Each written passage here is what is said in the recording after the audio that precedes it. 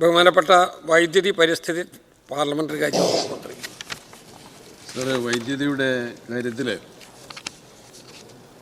ഒരു അഴിമതി ആക്ഷേപം എഴുതി തന്നു ഉന്നയിച്ചത് ഭരണകക്ഷി അംഗമായ സുമേഷ് തന്നെയാണ്. പ്രതിപക്ഷത്തു നിന്നാണ് അതിൻ്റെ സാങ്കേതിക കാര്യങ്ങൾ ചോദ്യം ചെയ്ത് ആക്ഷേപം എഴുതി തന്നിട്ടുണ്ടോ എന്ന് ചോദിച്ചു. അപ്പോൾ എഴുതി തന്നിട്ടുണ്ട്.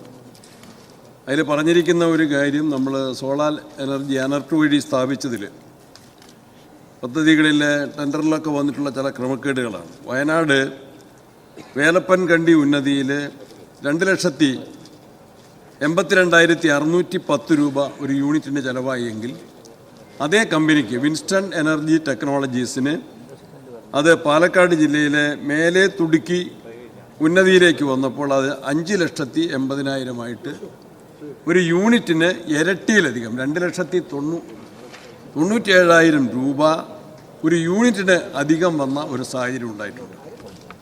അതുപോലെ തന്നെ മറ്റൊരു ആക്ഷേപം ഉയർന്നു വന്നത് മറ്റൊരു കമ്പനിക്ക് PV blink technology private limited, ആ കമ്പനിക്ക് വർക്ക് ഓർഡർ നൽകിയത് 26/5/2023 എന്നാൽ അവരുടെ ഇൻവെർട്ടർ ടെസ്റ്റ് നടത്തിയത് 16/6/23 വർക്ക് ഓർഡർ നൽകി കഴിഞ്ഞിട്ടാണ് അവരുടെ ഉപകരണങ്ങളെ സംബന്ധിച്ചുള്ള യോഗ്യതാ പരിശോധന നടത്തിയത്. അപ്പോൾ ആ നടത്തിപ്പിലും ക്രമക്കേടുകൾ ഉണ്ടായിട്ടുണ്ട്.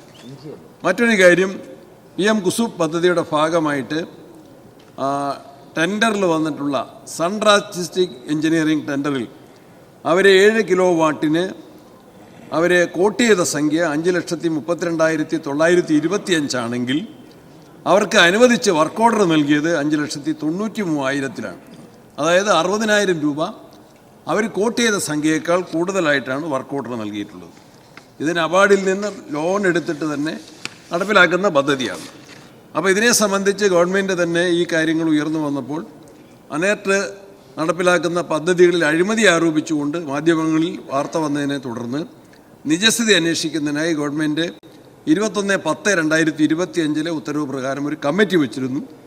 ആ കമ്മിറ്റിയിലെ chief executive officer ANERT, director finance, under secretary ഊർജ്ജ വകുപ്പ് ഇവരാണ് ആ കമ്മിറ്റിയിൽ അംഗങ്ങളായിരുന്നത്. ആ കമ്മിറ്റിയുടെ അന്വേഷണ വിഷയങ്ങൾ 5 കോടി രൂപ വരെ മാത്രം ടെൻഡർ വിളിക്കാൻ അനുമതിയുള്ള അനർട്ട് CEO 240 കോടിയുടെ ടെൻഡർ വിളിച്ചു.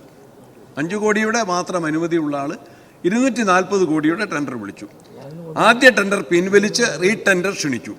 ടെൻഡർ തുറന്ന ശേഷം മാറ്റങ്ങൾ വരുത്തി. സോളാർ പ്ലാന്റിന് അടിസ്ഥാന വില നിശ്ചയിക്കുന്നത് സംബന്ധിച്ച് എക്സിക്യൂട്ടീവ് കമ്മിറ്റി തീരുമാനം ഇതുവരെ നടപ്പിലാക്കിയിട്ടില്ല. ഈ അന്വേഷണ റിപ്പോർട്ട് ഗവൺമെൻറ് പരിശോധിക്കുന്നതാണ്. ഇത് സംബന്ധിച്ച് വിജിലൻസിൻ്റെ പ്രാഥമിക എൻക്വയറി നടക്കുന്നു എന്ന് മനസ്സിലാക്കുന്നു.